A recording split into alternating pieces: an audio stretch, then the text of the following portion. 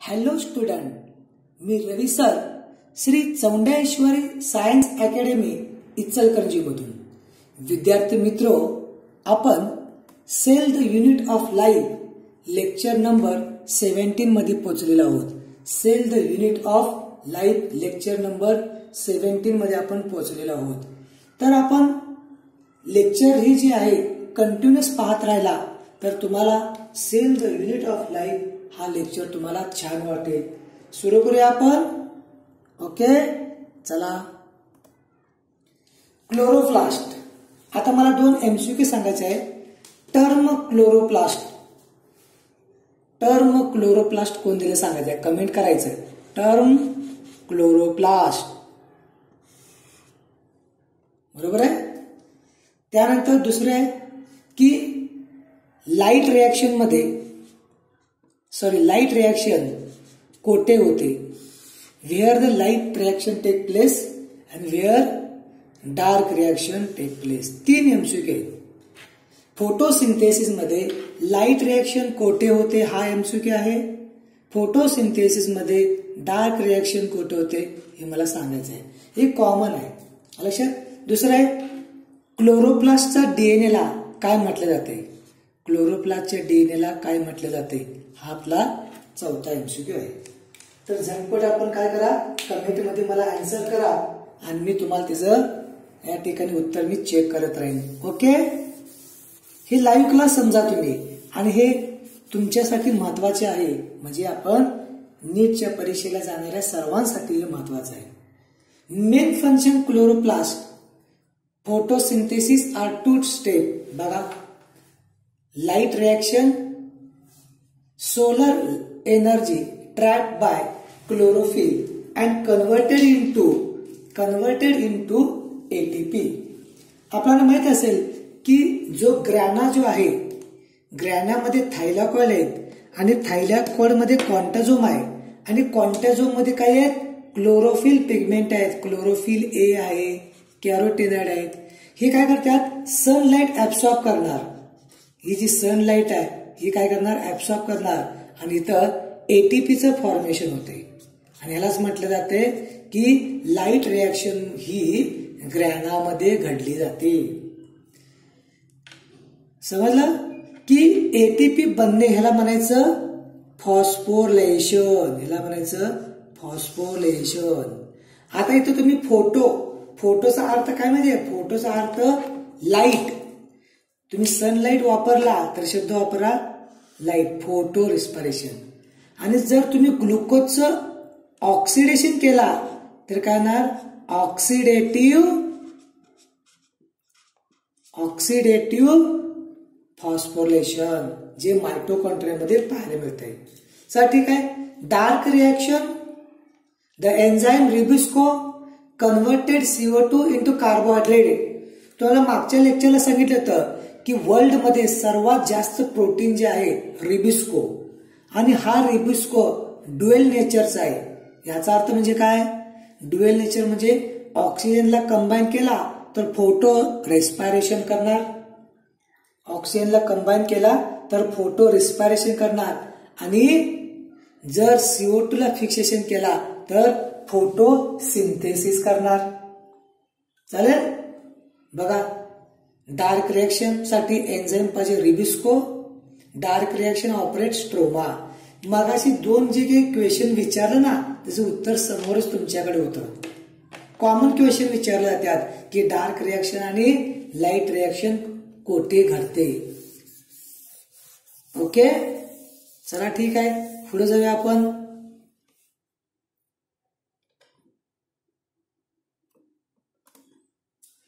तर एक थोडासा व्ह्यू बघूया आपण या ठिकाणी. तर फोटोसिंथेसिस मध्ये नेमकं काय घडलं बघा.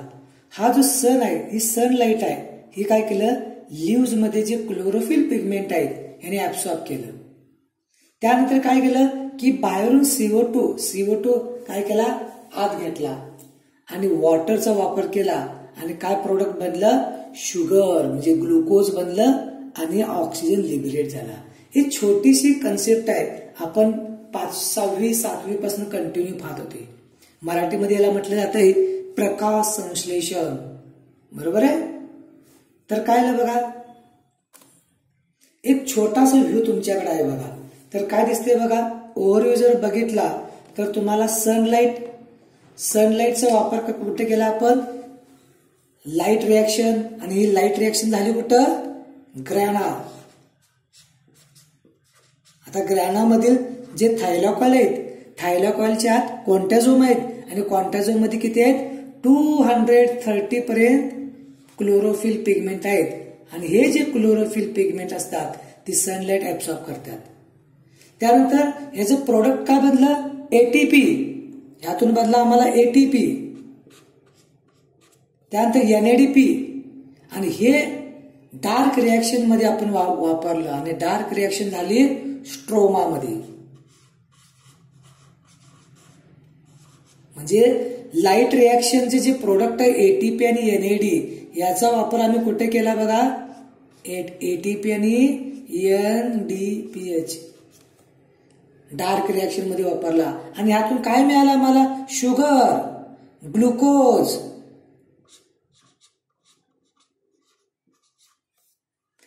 आणि ह्याच वेळी काय आलं बघा, आता तुम्ही म्हणाले तर O2 लिबरेशन दिसत असेल बघा, O2 बाहेर पडले ना. तर काय नाही की वॉटर मॉलिक्यूल ब्रेक होते, त्याला म्हणते फोटोलियासिस ऑफ वॉटर. वॉटरचं स्प्लिटिंग होऊन काय केलं, ते रिॲक्शनला इलेक्ट्रॉन दिला जाते आणि तिथून हे काय केलं, ते H2O वॉटर ऑक्सिजन लिबरेशन होते. एक छोटासा व्ह्यू जर तुमच्या डोक्यात असेल तर तुम्हाला छान वाटेल की फोटोसिंथेसिस किती गंमतशीर आणि छानपैकी प्रोसेस आहे ती आपल्या आसपासच्या प्लांट मध्ये घडायला. ओके, जरा पुढे घेऊया. मगाशी मी सांगितलं बघा, रिबिस्कोचा फुल फॉर्म लिहून घ्या तुम्ही. रिबिस्कोचा फुल फॉर्म काय बघा, एक मिनिट मी कट करून ये सरा, दिसते तुम्हाला. रिबिस्को का फॉर्म आहे राइबोलोज 1,5-बायफॉस्फेट कार्बोक्सिलेज. बरोबर आहे, RUBP carboxylase. Plant is a complex. काय म्हटलंय बघा, S8 म्हटलं जाते. रिबिस्को मध्ये काय आहे, 8 लार्ज कॅटॅलिटिक सब युनिट आहेत आणि 8 स्मॉल सब युनिट आहेत. लक्षात, म्हणजे याला म्हटलं जाते L8S8 म्हटले जाते. लार्ज 8 आहेत आणि स्मॉल 8 आहेत. त्यानंतर एटीपीचं काय काय, फोटोसिंथेसिस मध्ये एटीपीचं फॉर्मेशन झालं, याला म्हणते फोटो फॉस्फोरिलेशन. फोटो शब्द का वापरला, कारण आम्ही तर सनलाईट वापरली. Food storage, starch granule present in chloroplast.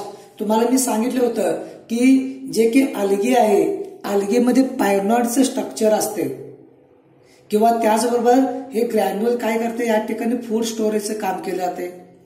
त्यानंतर photo respiration in C3 plant.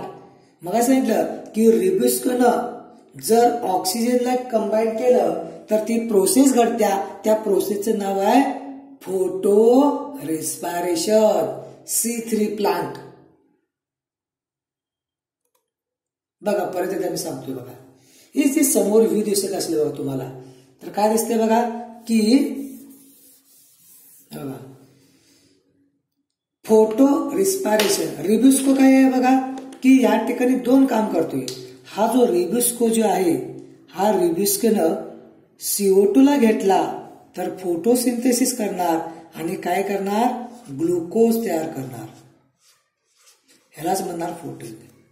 समजा रिबिस्कोनं या O2 ला आत घेतला तर काय करणार, तो फोटो रिस्पायरेशन.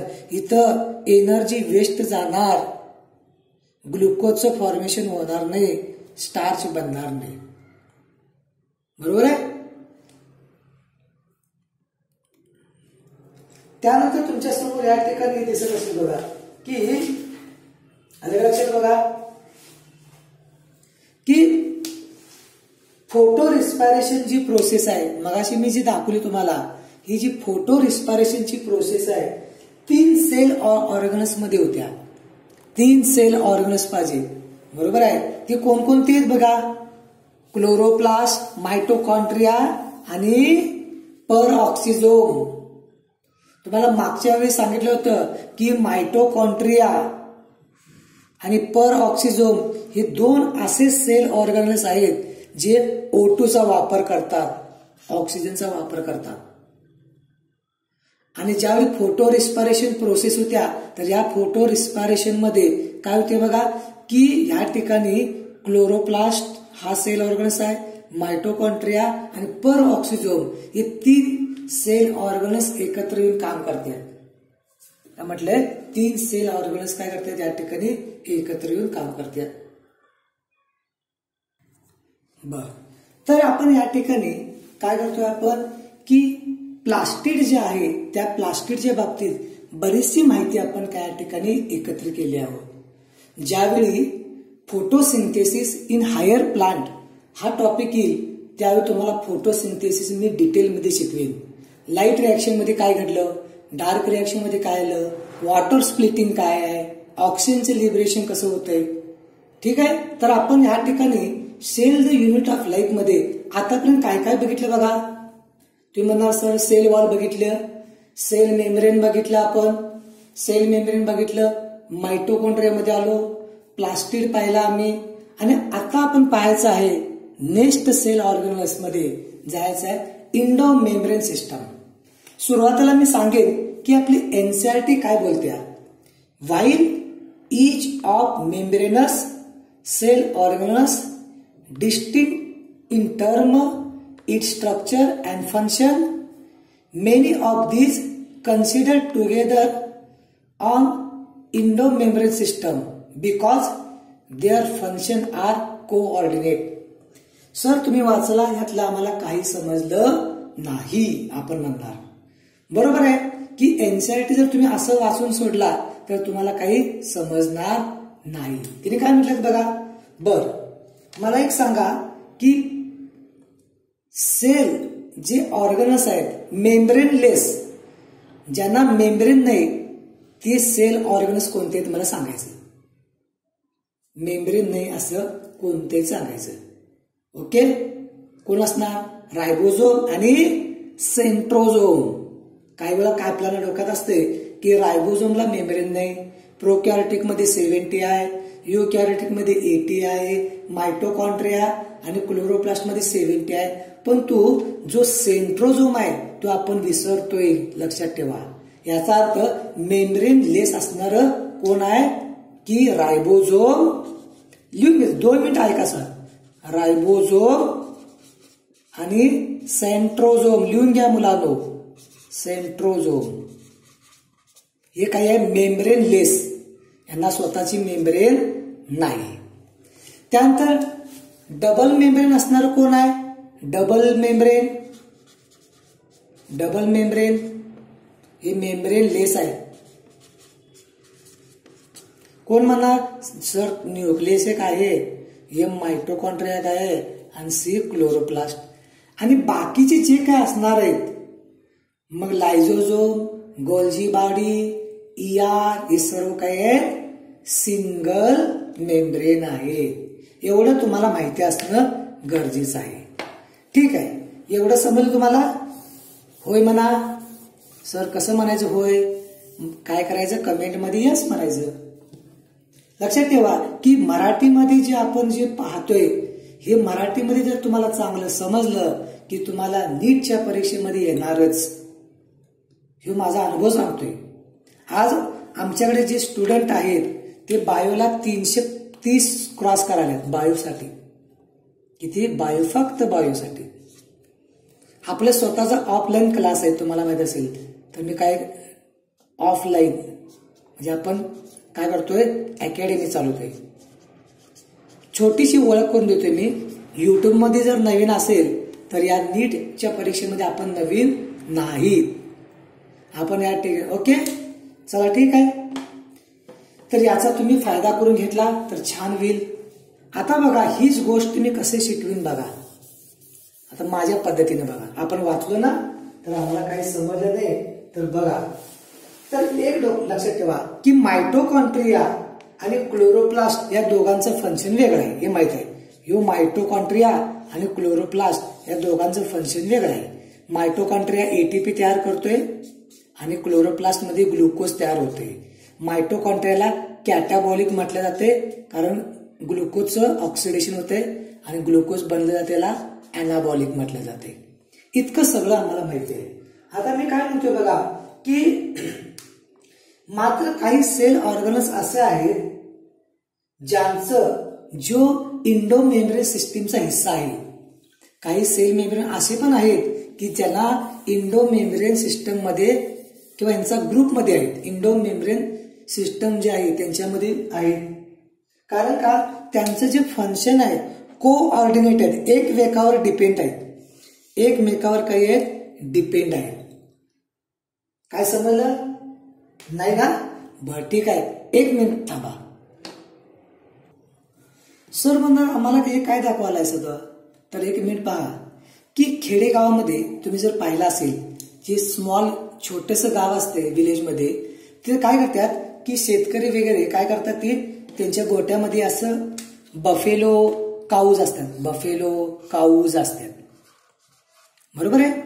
आणि ह्याचं काय केलं, त्याचे मिल्क घेतात आणि मिल्क काय करतात की त्या गावामध्ये असणाऱ्या त्या डेअरीमध्ये पाठवतात. बघा इथून जे मिल्क जे मिळालं, हे मिल्क काय करतात, प्रथम त्या गावात असणाऱ्या मिल्क डेअरीमध्ये जाते आणि हे मिल्क डेअरीमधून काय होते, हे सगळं कॅन जे आहेत ते मिल्क प्लांट जो असतोय, मिल्कचा जो मोठा प्लांट आहे इथं आणून सोडलं जाते, बरोबर आहे. इथं काय होतंय की ह्या मिल्कवर प्रोसेस होते, प्रोसेस. कारण का तुम्हाला माहित असेल की तुम्ही आहे तसं मिल्क जर वापरलं तर यामध्ये बॅक्टेरिया असतात आणि ते आपल्याला हार्मफुल असतात. मग इथं प्रोसेसिंग केलं जाते आणि प्रोसेसिंग करून पॉश्चराइज करून निर्जंतुकी करून हे जे काय केलं जाते पाऊच केले जाते आणि परत आपल्या घरी येते. ही साधी गोष्ट आहे आपल्याकडे. खेडेगावामध्ये काय असते बघा की शेतकऱ्यांच्याकडे ते काय असतात की गायी म्हशी पाळतात, त्याचं दूध आहे ते डेअरीमध्ये देतात, डेअरीमधलं कलेक्शन होऊन त्या प्लांट मध्ये येते आणि प्लांटमध्ये प्रोसेस झालेलं मिल्क जे आहे ते काय केलं जाते परत पाऊच करून परत आपल्या घरी येते. यामध्ये सर्वांचं जे फंक्शन आहे एकमेकावर डिपेंड आहे. बघा हेनं मिल्क दिलं तर काय होणार, हे डेअरीला मिळणार, डेअरीमधनं हे काय होणार, कलेक्शन झालं तर प्रोसेसिंग मध्ये मिळणार आणि प्रोसेसिंग मध्ये झालेलं मिल्क परत आपल्या घरी येणार. या सर्वांच्या मध्ये कॉमन काय होतं, मिल्क. म्हणजे सर्वांचं फंक्शन कसे आहेत बघा, कोऑर्डिनेट, एकमेकावर डिपेंड आहेत. समजलं काय, हे सर्व फंक्शन काही आहेत, एकमेकावर डिपेंड आहेत.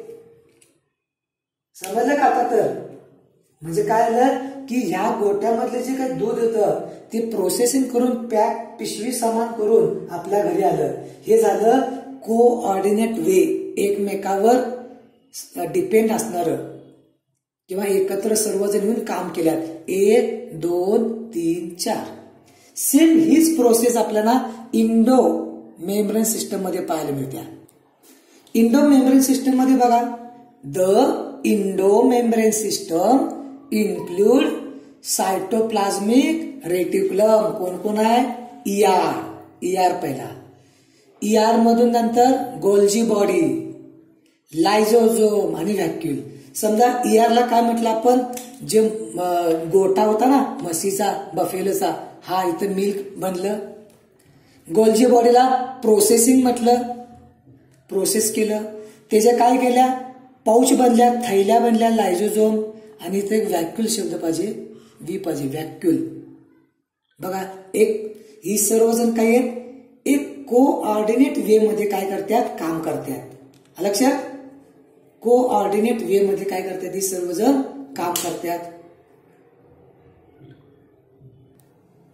आता समोर या ठिकाणी बघा, तुम्हाला या ठिकाणी न्यूक्लियसचं पोर दिसाले. ह्या न्यूक्लियस पोर मधून काय आल्या की काही या ठिकाणी पाऊच बाहेर पडल्यात आणि हा आहे इंडोप्लाझ्मिक रेटिक्युलम. ह्याच्यावर काय आहे, रायबोझोम या ठिकाणी येऊन जुळलेले आहेत. लक्षात, इथं काय आल्यात, रायबोझोम. ह्याला म्हणायचं ईआर असं म्हटलं जाते.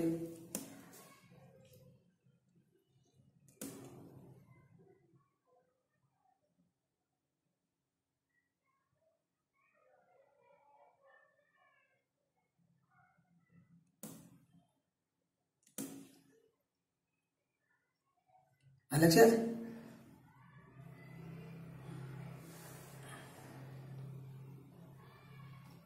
तर यामध्ये काय आहे, इंडोप्लाझ्मिक रेटिक्युलम आहे.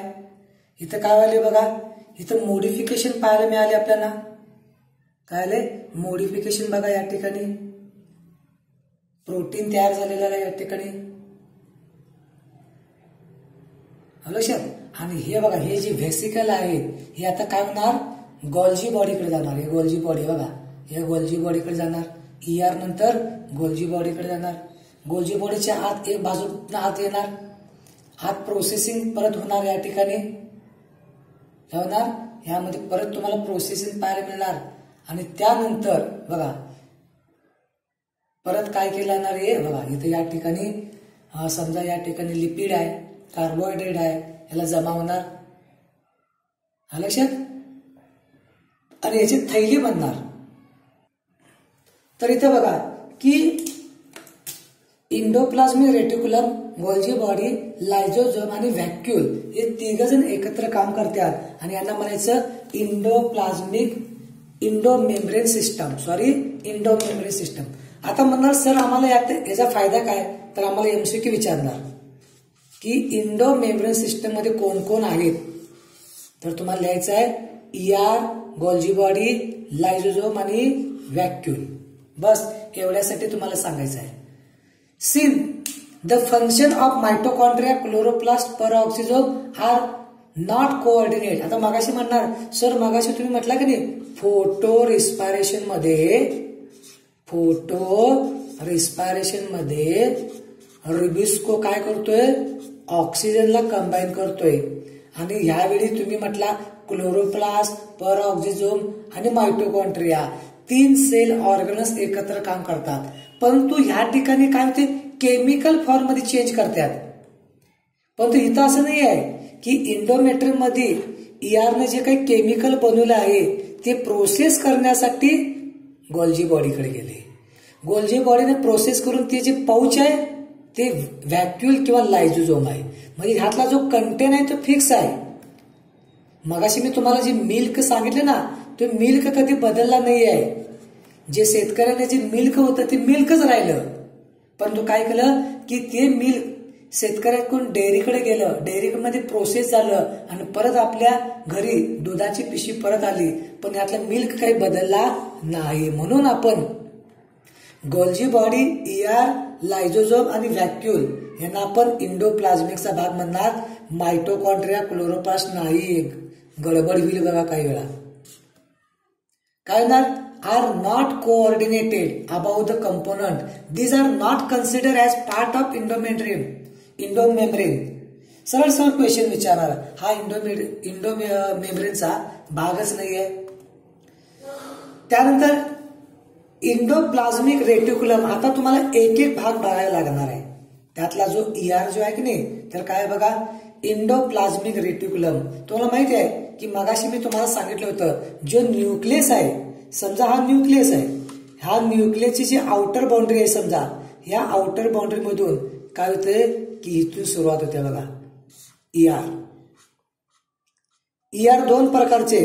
समजा ह्याच्यावर रायबोझोम जमा असेल, जर ह्याच्यावर रायबोझोम आला असेल तर काय म्हणायचं, रफ इंडोप्लाझ्मिक रेटिक्युलम. आणि नसेल तर काय होणार मग, स्मूथ इंडोप्लाझ्मिक रेटिक्युलम. 2 भाग आलं. सर म्हणणार याचं फंक्शन पण आम्हाला सांगा. ठीक आहे, रफ इंडोप्लाझ्मिक मध्ये रायबोझोम आहे म्हणजे प्रोटीन बनणार, प्रोटीन. आणि इथं काय करणार, फॅट किंवा लिपिड.